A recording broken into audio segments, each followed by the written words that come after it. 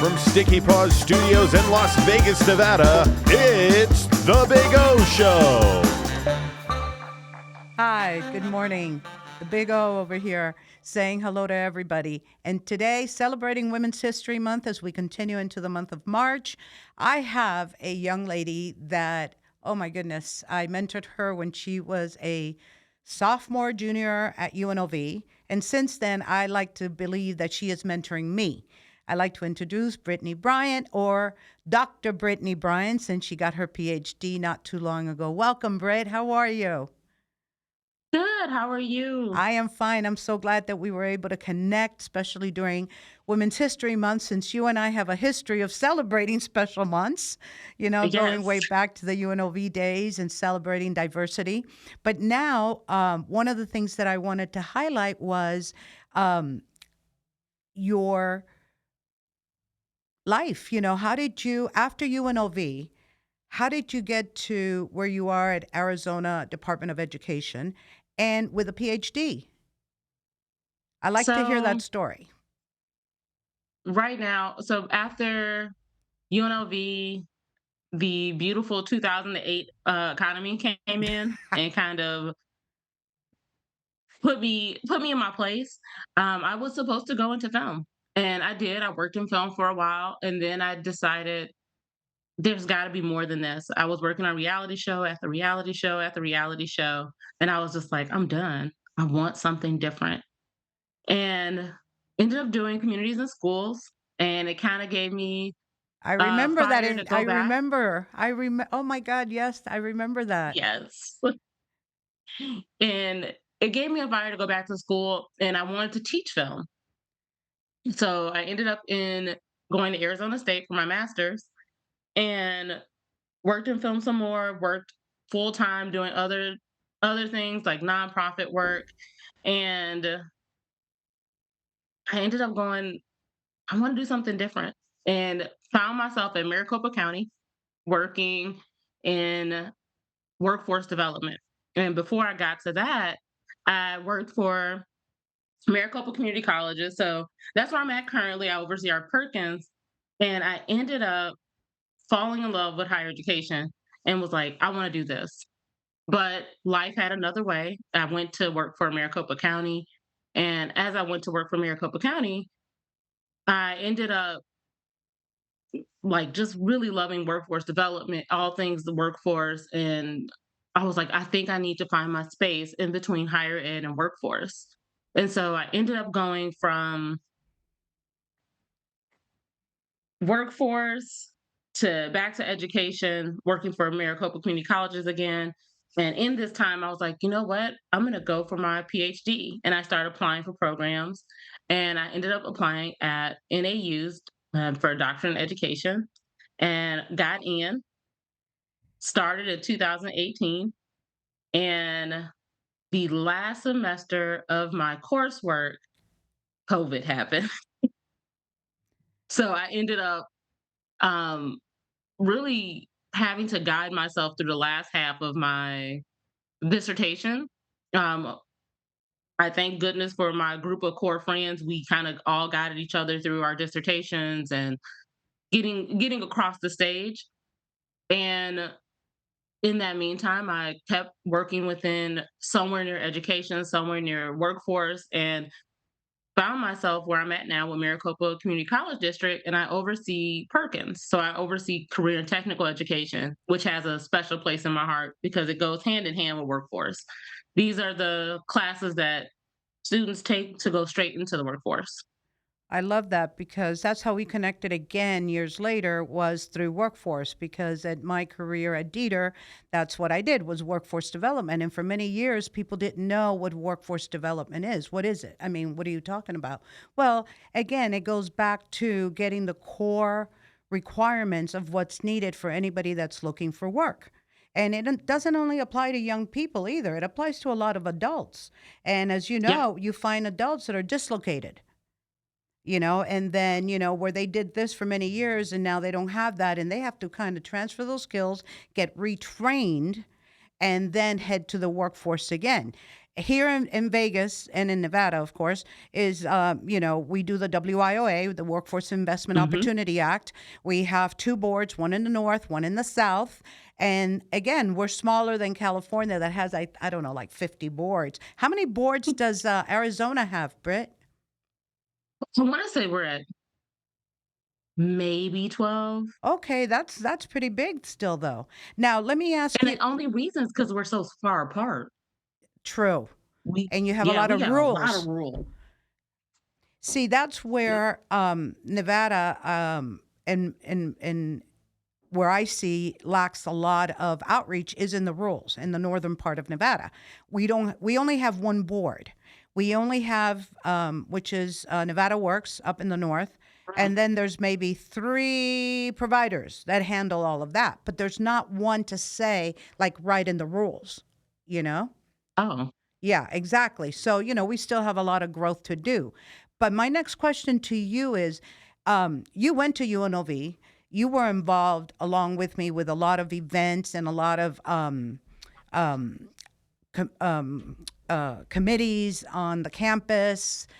And where do you see the difference in higher education in Arizona versus Nevada? And please be truthful. Don't be hurting my feeling of being a rebel, or maybe you'll make me feel better that I'm a rebel. I don't know. So you tell me, what do you see as a student when you came here?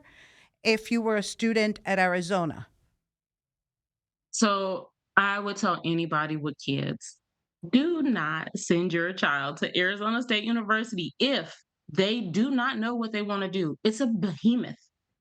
UNLV is a big university, but at the end of the day, you could find your place. My advisor, I still keep in contact. Sean Clark is one of my go-tos, and he just retired not too long ago from UNLV. I love ASU. That's where I got my master's, but it's such a big school that if you're not in a particular major like engineering or aerospace, you can get swallowed up. And I think that can be overwhelming for a lot of young people. I noticed that that was one of the biggest differences. And then, even with diversity, UNLV has stepped up and it's really changed from when I was there. Um, Coming into ASU, diversity was there. It was, everyone knew where the BSU was. I saw all of the Latina fraternities and sororities. Same goes for all the historically Black sororities and fraternities. So I saw a lot of that.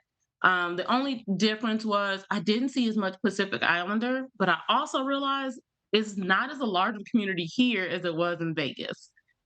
And I think the biggest thing I noticed difference wise was partially as a student and partially as an employee, the governance of the institution. So ASU, U of A, and AU have A board. Well, the community colleges, they have the governing board, but there's no statewide mandated organization. Unlike, Nevada has Nevada System of Higher Education, and that covers everything. And I I think personally, I prefer that to dividing them up because now at least you're on one accord. Now, if you agree, that's another problem within itself. But at least you all are on the same level of we all report under this one higher ed, entity. arm. Yep. Okay. Wow. Oh, wow. That is different. So, in Arizona, you've got the college system that basically is running on their own. They have a board, but it's not connected to your 4-year institutions. So, Correct. that comes to the next question: is transferable credits, um, certifications that you want to transfer? Because I will say, I am a graduate of CSN. CSN has always been above and beyond when it comes to programs that can help not only, 18-year-olds that are coming out of high school and they don't know what to do. They go into CSN, and they get the guiding eye. By the time they're done with a 2-year degree, they pretty much know they want to transfer to UNLV, or they're going to go into a trade or a vocational school, either or. But you have Yep. that support in our college system, and then again, the college system is connected to our 4-year institutions through Nevada System of Higher Ed, which has a governing board, a chancellor, et cetera, et cetera.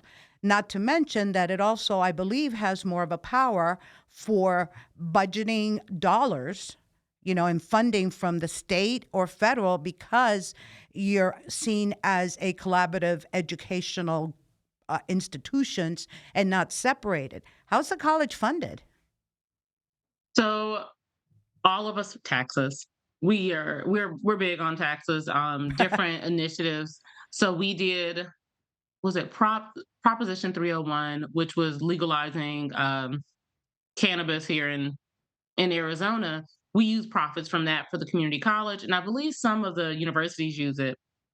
But the good thing is, and I promise you, I'm not trying to be like a promotion for all of Maricopa, but Maricopa and most of the community colleges throughout the state, we all have a great relationship, even though we don't have that governance, which I wish we did, but we don't. But You still ASU, communicate. NAU, yeah, well, and but I will say ASU, NAU, and U of A have done a good job at going out to the universities and really reaching out to the students and trying to get them to do the transfer. We have them, we encourage students to sign, what is it called? The MAP program, I want to believe, where if you sign it, it acknowledges U of A or whichever of the state colleges you choose will accept those credits.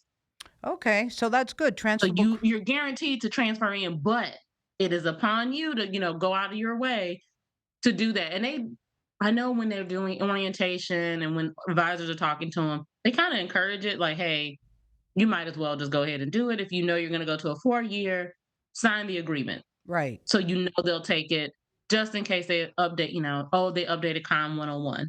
Okay. So now You don't have to worry about it. let's go and talk a little bit about workforce development. Like I said, here at WIOA, we have the boards, and we have then the boards that put out the RFPs. The RFPs then providers put out it, in nonprofits, et cetera, et cetera. Then they're the ones to do the case management. You know that. Now, in your case, a lot of colleges and universities are now starting to run WIOA programs on campus because the funding is there, number one. Number two, and it's also needed for those additional training skills that a private training facility may not offer. So this is where it's going to get a little controversial because I am not too pro private colleges Oh, or you and I both. for-profit colleges I agree. because when it comes to that, I'm just like, look at it. Like, no, there is a profit for them. Community colleges, I'll tell anyone, we can be slow. I'll be the first one to tell you that. But it's the end goal that we provide that is amazing to our constituents. But we're offering them more now. And what we're trying to do, especially in Maricopa, we're 10 colleges. We're trying to centralize how we post it because that's where it gets overwhelming. So, case in point, let's say you want to do our welding program and you put in welding in the old ETPL system, the employer and training provider list. The eligible training All 10 provider list. colleges, yep, all 10 colleges would show up and you'll get hit with all this information that's usually the same. Now, with the way that Maricopa is trying to do it, is that if we put it all together and you say, I want to do welding, what you'll see is welding, and these are the locations that provide it. Yeah. So now it won't be as overwhelming. It's been I think this has been like a 2 or 3 year process because it's 10 colleges. Exactly. Well, it's similar to the system here. We use the eligible training provider list, ETPL. These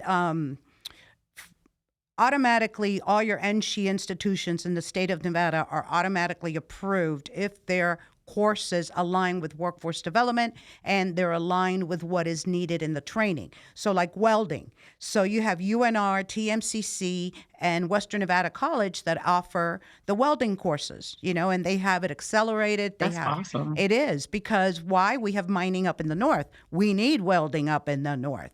Okay. And Yep. then the same thing applies to any type of informational technology. Ethical hacking is one of my favorites to tell young people about. If you like computers, CSN, the Cheyenne campus in both, I believe the Cheyenne offers ethical hacking. They're on the eligible training provider list. Now, the thing is that, and I, maybe because I worked in government, I worked for Dieter, I approved the ETPL providers. I researched and make sure they were, licensed and they had everything they needed to do business in our state. But like I told people, it might be short term, it might be more expensive. Those credits are not transferable. They're not. So if you decide you want to get that 2-year degree or you want to get that 4-year degree, going into a private institution is going to make it difficult because a lot of those Yep. courses you may have to retake. So I always tell people, if you don't know what you want to do, go into CSN. Take the first couple of years, get your Associate of Arts, get your feet wet in what it is to be in college and what it is to have that discipline to do your own work. You don't have now your Yeah. mom and dad to say, hey, you got to do your homework. You got to do it yourself. So Well, and you just hit something that I wish that we would do is the automatic approval of state institutions. I mean, Because I think if they knew that, it would be a little bit easier for the higher education aspect, being that now Maricopa won't be overwhelmed, or Yavapai, college won't be overwhelmed with the whole process, knowing, okay, we'll be approved, but these are the core parts that we need to make sure is shown in all of our programming. well, let me tell you, the reason all the state institutions are approved because they fall under the umbrella, of NSHE and the Department of Education. They're licensed. They can do business in the state. They're funded. They have the staff. So that's a given. The other one that's automatically approved is also any programs within CCSD, which falls under Vegas PBS, the Public Broadcasting System. They're automatically, all their training goes on the ETPL because they fall under the CCSD umbrella. Another one that most people don't know and they fail to look at is apprenticeship programs. Apprenticeship programs Oh my are God. automatically Yeah. approved to go on the ETPL. And if you're going to do anything, then that's where I would look at, for young people to take a look at is apprenticeship programs. What do you Yep. think? So I have a shameless plug. So I got invited. I'm now sitting on the advisory board for an organization called UTIDIA, Good. based out of Nigeria. Wow, way to go, Britt. And they are, yeah, I started, I want to say November, I was offered the role. And I'm actually right now teaching one of their classes with HR business strategy. And when I say apprenticeships, it's not just like, because I think what people think is like, oh, it's just an American Construction. thing. And it's construction. Yeah. Okay, And no.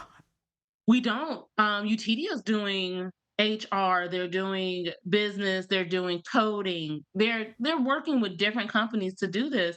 And I really wish people would take the time to look at apprenticeships a little bit more, because I learned this from my mom, but not everyone's going to have a dream job. And not And that's everybody's going to okay. go to college. And that's okay. Nope. Yep. But Exactly. it's all about what's the lifestyle that you want to have, and how do I keep this lifestyle? And so the way to keep the lifestyle is I go to work. Now, I can do this apprenticeship, I get paid while I learn, I earn a decent living, and I can just go about my way. And the thing is from my experience in mentoring and doing work experiences with young people, once they get into the workforce, yes, you went through that apprenticeship program, you've got that certification, but guess what? Odie next to you here has a 2-year degree, and she's making about $7 or $8 more than you are an hour. And when you start talking and getting to know, I'm going to ask, hey, where did you get that? And it also gives them that incentive to better themselves and to go on to Yep. the next step. So apprenticeship programs Oh, yeah. also have to be realized that like you said, they're just not construction. It's any field, any type of entity, any type of sector. And I think that that's where businesses have to step up. They Yeah. have to start looking at more internship, apprenticeship programs and internship programs as well. Because, And as, paid internships. yeah, right? Paid. Because I think that's what discourages a lot of young people from not going for apprenticeships, like, or not apprenticeships, but internships, because it's like, you're not gonna pay me and I gotta show up here. This is 8 hours. Like, Yeah. I can go and make money in those 8 hours. And get more and more or less work experience still. Yeah. Yep. Yeah. Wow, Britt. Oh yeah. I'm telling you. Well, let me tell you, to go back now to our years and at UNLV, out of all the events that we ever did, and boy, did we do some big events, the one that always comes to mind that I think it was your first time, and it was during Martin Luther King. The MGM was sponsoring Merle Evers Williams. I found her Yes. picture the other day with me. I couldn't believe it. I go, oh my God. Anyways, I remember that you spent time with her, and you also, right before you came up to me and you said, I don't think I can do this, Odie, because you were speaking in front of over like 700 people, introducing a Yeah. legend. How did, from that moment now, I hear you and you're just like, it just comes natural to you. And I just was remembering those days and I'm like, look at you, girl. Still get nervous though, because then I'm always shocked when people ask me to come and speak. I'm like, you really want to hear me? Like, okay, like I'll show up. But it's, and I think about it like, man, I got to see some people who made an impact that I can only dream of. And being in those rooms and seeing that type of courage, it kind of inspires you to go like, look, if she can go through all of that, I promise you I can go up to this this podium and say hello. Exactly. And that's why we're celebrating Women's History Month, because we women, we've come a long way, baby, like the 70s commercial used to say. Britt, thank you so Oh, much for coming on the show thank today. I'm you. looking forward to you to coming to Vegas and we can go out and have Yes, dinner. And you say hello to the family and take care of yourself. And we'll be in touch. I will do. All Thank right. you, thank you, thank you. Bye. Bye.